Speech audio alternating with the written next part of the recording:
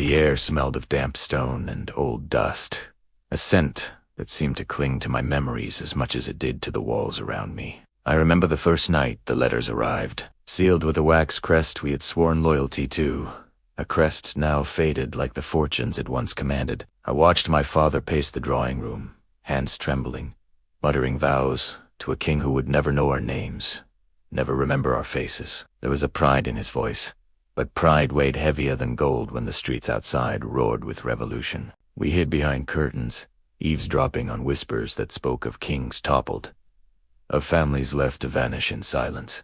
My mother's eyes never left the horizon, as if hoping the tides of fortune might somehow return to us, to the family who had given everything and expected nothing in return. Every day, our servants became shadows, phantoms that moved in corners, carrying messages we were never meant to see. Each footstep echoed with the promise of betrayal, yet loyalty held us in chains we did not recognize as prison bars. I remember the night the torches came. Their light splintered across our walls, painting my father's face in frantic streaks of gold and fear. He stood rigid, insisting we must protect what was no longer ours, clinging to honor while the world outside devoured everything we knew. The letters stopped coming after that night, and we dim our illusion of importance. I wandered through the corridors, listening to the faint hum of the city's unrest seeping through the cracks in the stone, imagining that somewhere a king remembered us still.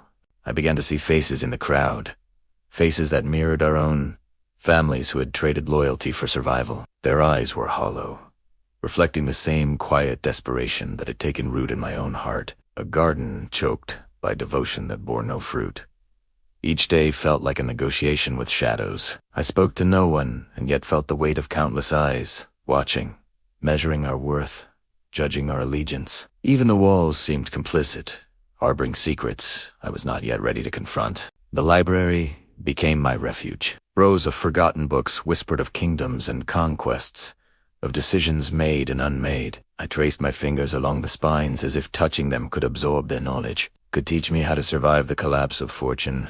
I discovered letters hidden beneath floorboards, notes my father had written in invisible ink, reminders of promises and debts that no one would honor. The words glowed faintly in candlelight, revealing devotion that had become our curse, tethering us to a past that no longer existed.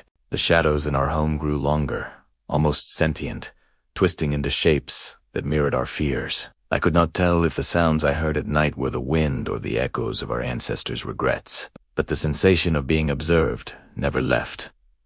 One morning, a stranger arrived at our gates. His uniform was unfamiliar, his badge unfamiliar, yet his eyes carried a recognition that made my stomach twist. He spoke softly, as though aware that our family had been abandoned not by choice, but by history itself. I listened as he recounted tales of families like ours, once privileged, now erased, forgotten by the hands of fortune. Each story carved deeper into my chest, a hollow ache of inevitability that had always lingered just beneath the surface of our loyalty. I realized then that our devotion had been a double-edged sword.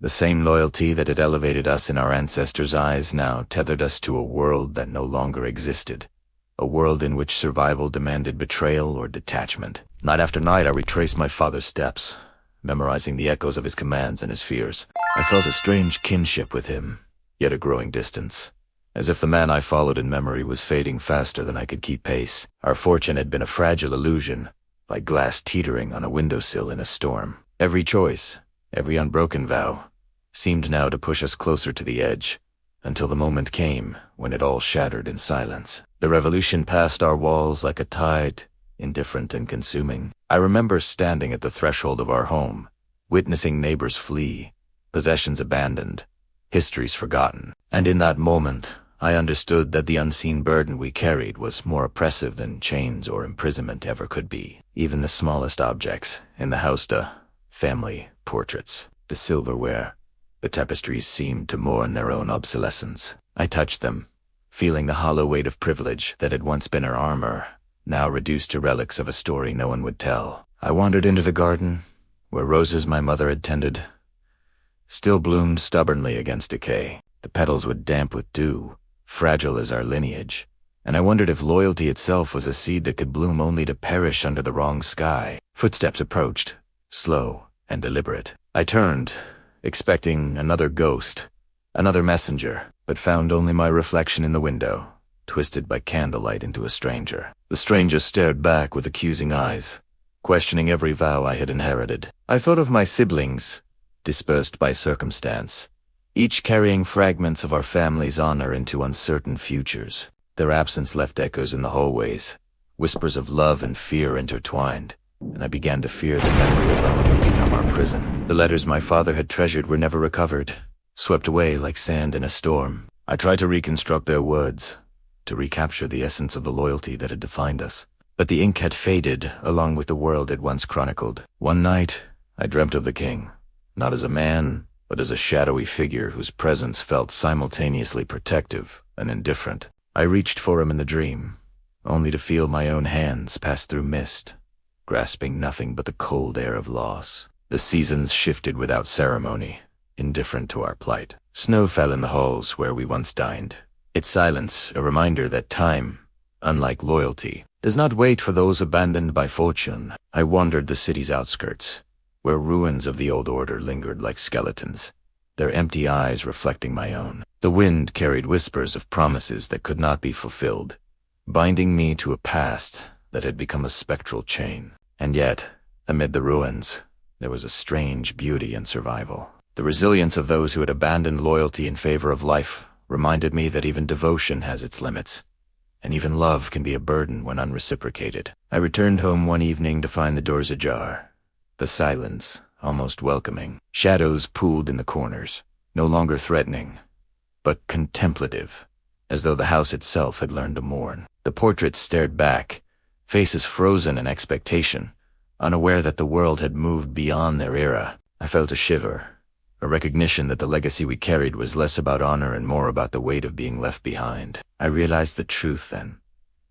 Our unyielding loyalty had been both our pride and our doom. The king we served had been a distant memory long before revolution reached our doors, and yet we remained tethered by unseen chains. I lit the fireplace, watching flames consume old documents and letters, each spark a reminder that devotion, while noble, can become a cage when the world forgets your name. Even as the embers died, I could feel the burden linger, heavier than before, settling into the marrow of my bones. It was not just loss I carried, but the unshakable weight of fidelity to a world that had moved on without us. I began to walk the streets at night, seeking remnants of our past in unfamiliar faces, listening for echoes of a loyalty that once defined me. Each shadow seemed to answer with silence, each alley a mirror of absence. The neighbors' homes were empty, fires extinguished, doors closed. The city had shifted, the revolution had taken root, and yet we remained ghosts, tethered by devotion, unable to step into the present without leaving the past behind. I stumbled upon an old chapel, its doors ajar, and stepped inside. Dust motes floated in the shafts of moonlight, and I felt the presence of countless prayers. Prayers for survival, for fortune, for mercy from hands that never reached out. Kneeling in the pew, I whispered our story into the darkness, the words catching in my throat. The walls offered no reply, only the soft echo of solitude, reminding me that loyalty, unreturned, is a burden heavier than any sword. I remembered my mother's lullabies, soft and unwavering, sung to a world that had forgotten us. Her voice lingered in the air, comforting yet melancholy, a testament to devotion that persists even when forgotten. I walked to the river that cut through the city, watching its waters flow endlessly, indifferent to the histories they carried. In their reflection, I saw a life that might have been, a fortune that might have turned, a family left behind in shadow.